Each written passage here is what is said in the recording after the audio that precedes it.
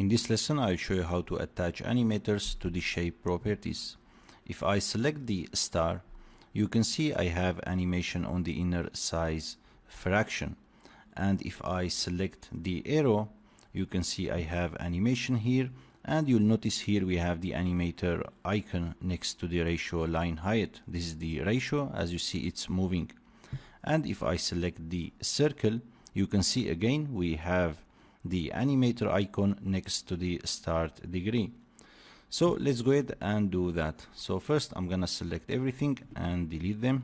I'm gonna create that from scratch. Let's select the star and the arrow and hit delete on the keyboard and select yes. So first let's go ahead and click the arrow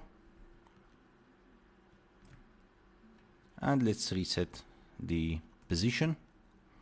And I'm gonna click on the ring and create a ring on top of that. And I'm gonna reset the location too. So if I select the ring and if I go to the shape, you can see we have the angle degree. I can change the angle and I can change the start degree too. And you'll notice we have keys next to them. So you can animate that manually by setting a key in the sequencer, or we can come over here and right click and choose any animation we want. For example, I can choose oscillate and you'll notice here we have additional property. Unfortunately, you can't see this property if you go to the operator stack, and in the animation you can't see that as you see. So you need to right click on top of that and then oscillate and choose angle degree. This will animate the angle degree as you see.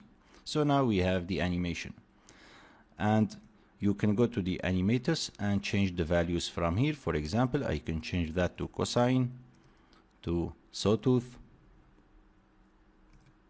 Let's make it back to sine. And if you go to the linked properties and if you expand that, you can see we have the angle degree.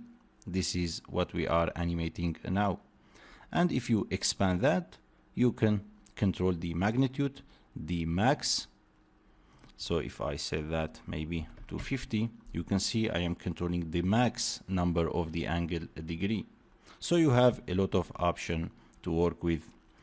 So we have here the minimum. We can set that to min 50, and this one maybe let's set it to 180. And you can control the frequency to make it faster. And now I can go back to the motion design outliner and I can parent the ring under the arrow. And now I can set a key to the location of the arrow. So let's go to the first frame and move it somewhere here. So as you see, the ring is parented. So let's set a key and I'm going to maybe 180 and move it there. You can click here to set a key again. So now if I play the animation, we have the motion. And I can select the ring again. I can go to the shape again. I can animate the start degree too. So you can right click on that. And maybe this time we're gonna add the wiggle. So let's click on start degree. And here we have the animation on the start degree too. If you want to remove the animation, you can right click and go to the wiggle or oscillate. Sometimes, as you see, this showing you that it's off, but it's on. So I think it's a bug here. So you can click on that to turn it off. And sometimes, let's undo that. Sometimes this showing you that it turned off, but it's turned on. So as you see, so the best way to delete that, you can go to operator stack and delete them from here. So we can go back to the motion design outliner and duplicate that, hit Ctrl and D. As you see, I have the same animation on it. So let's go ahead and rotate that and maybe make it bigger a little bit.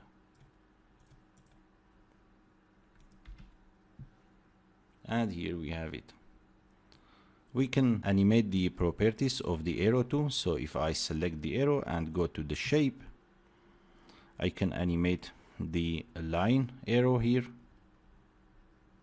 or I can animate the line height. It's up to you. So because we have key here, so we can right click and choose wiggle again and choose ratio line height. So now we are animating the line height, as you see. And I like to control the maximum, so as you see it's going very far. So let's go ahead to the wiggle, and I'm gonna expand the height, and I'm gonna change the amplitude max maybe to 0.5, and I'm gonna increase the frequency to 3 to make it faster. Let's go ahead and set this one to 0.4. So we have animation on the arrow too. So as you see, you can create really complicated effects. Let's go ahead and click on the star and select the star. And let's go ahead and reset that. And if I go to the shape, I can animate the inner size fraction.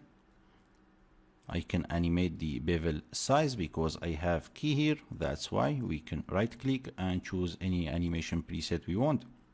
I'm gonna animate the inner size fraction, so right click on that. We can choose wiggle or oscillate or bounce, it's up to you. So let's select inner size, and now we have animation on top of that. And I can change the parameters from here. I can change the global magnitude, or I can come to the linked properties and open the inner size, and we can change, for example, the frequency. We can change the max and the min too.